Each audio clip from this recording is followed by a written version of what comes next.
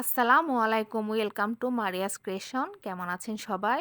আজকে আমি আপনাদের জন্য খুব সহজ এবং ঘরে থাকা কিছু জিনিস দিয়ে তৈরি করে দেখাবো একটি সুস্বাদু মজাদার ডেজার্ট, যেটি বড় থেকে শুরু করে ছোট বাচ্চারাও পছন্দ করবে এবং খেতে পারবে। মাত্র 5 মিনিটে আমি এই ডেজার্টটি তৈরি করে নিয়েছি। দেখেন, দেখতেও যেমন সুন্দর, খেতেও তেমনই সুস্বাদু এবং বাচ্চাদের তো অনেক বেশি পছন্দ এই ডেজার্টটা।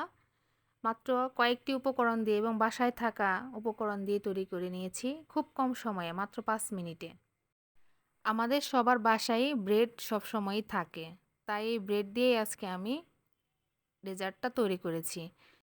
চলুন তাহলে রেসিপিতে চলে যাওয়া যাক। এখানে আমি মাঝারি সাইজের 3টা ব্রেড নিয়েছি। এখন আমি এই ব্রেডের চারপাশের যে লাল অংশ কেটে নেব। কেটে নিয়ে এটাকে আমি চার কোণা একটি শেপ দিয়ে নেব। ভালোভাবে কেটে নেবেন যাতে সাইডের লাল অংশগুলো না থাকে। খুবই সহজ, আপনারা দেখলে তাড়াতাড়ি তৈরি করে নিতে পারবেন।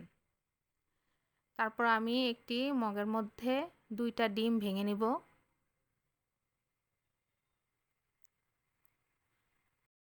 এখন আমি এই ডিমের সাথে 1 টেবিল চামচ চিনি অ্যাড করে দিব আর হাফ চা চামচ লবণ দিয়ে নিব। এখানে আমি লিকুইড দুধ দিয়ে নিয়েছি 1 কাপ। আমরা রেগুলার যে চা খাই, চায়ের কাপের 1 কাপ। সব উপকরণ এখন ভালোভাবে মিশিয়ে নিব। একটু ভালোভাবে মেশানোর চেষ্টা করবেন যাতে সব কিছু ভালোভাবে মিশে যায়। এখন আমি একটা বাটির মধ্যে দুধ এবং ডিমের যে মিশ্রণটা ও লিকুইডটা একটু ঢেলে নেব। এর উপরে কেটে রাখা একটা ব্রেড দিয়ে দিব। তারপর এটার উপরে আমি আবার লিকুইডটা দিয়ে নিব। চারপাশে ভালো করে ছড়িয়ে দিব যাতে রুটিটা এই লিকুইডটা ভালোভাবে শুষে নিতে পারে। এর উপরে এখন আমি আরেকটা ব্রেড দিয়ে দিব। তার উপরে আমি আবারও লিকুইডটা দিয়ে দিব ভালো করে, যাতে ভালোভাবে চারপাশটাতে ভালোভাবে যায়। এখন এর উপরে আমি আরেকটা ব্রেড দিয়ে দিব। দেখুন, আপনারা দেখলেই বুঝতে পারবেন আমি কিভাবে দিয়েছি। চারপাশ থেকে ভালোভাবে দিয়ে নিতে হবে যাতে কোনো সাইডে শুকনা না থাকে। রুটিগুলা যাতে ভালোভাবে এই লিকুইডটা শুষে নেয় এবং ভালোভাবে ভিজে যায়। চারপাশ থেকে চামচ দিয়ে ভালো করে সাইডগুলোকে ভিজিয়ে নেব।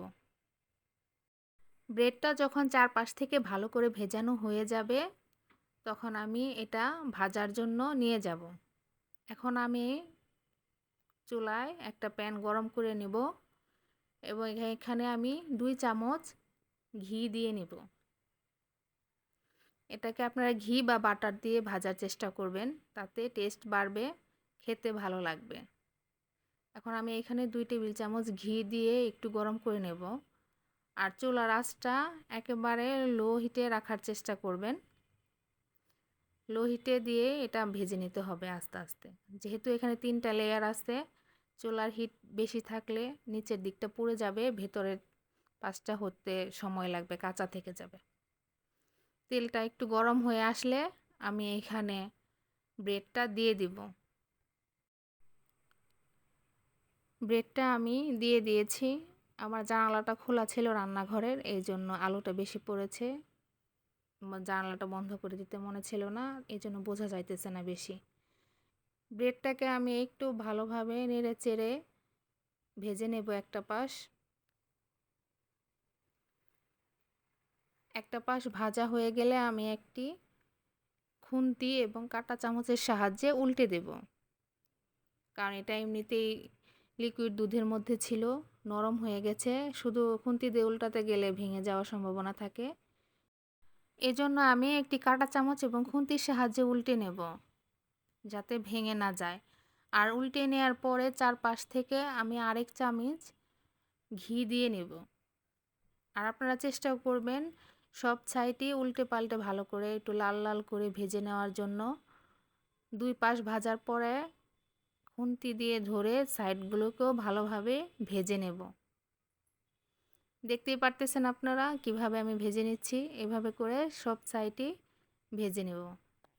এভাবে ভেজে নিলে সব সাইড দেখতে সুন্দর লাগবে এবং খেতেও ভালো লাগবে, একটু ক্রিস্পি ক্রিস্পি হবে। দেখুন আমি কিভাবে ভেজে নিচ্ছি, এভাবে ভেজে নেবেন। আমার প্রায় ভাজা শেষ। এখন আমি একটা প্লেটে নিয়ে নিয়েছি এবং উপরে দিয়ে মিল্ক পাউডার দিয়ে দিয়েছি। দেখতে দেখুন কতটা সুন্দর হয়েছে। দেখতে যতটা সুন্দর হয়েছে তার চাইতে বেশি খেতে ভালো হয়েছে। আমার এই ভিডিওটা যদি ভালো লেগে থাকে তাহলে সবাই লাইক কমেন্ট শেয়ার করে দিবেন এবং সাবস্ক্রাইব করে আমার চ্যানেলের পাশে থাকবেন। ভালো থাকবেন। আল্লাহ হাফেজ।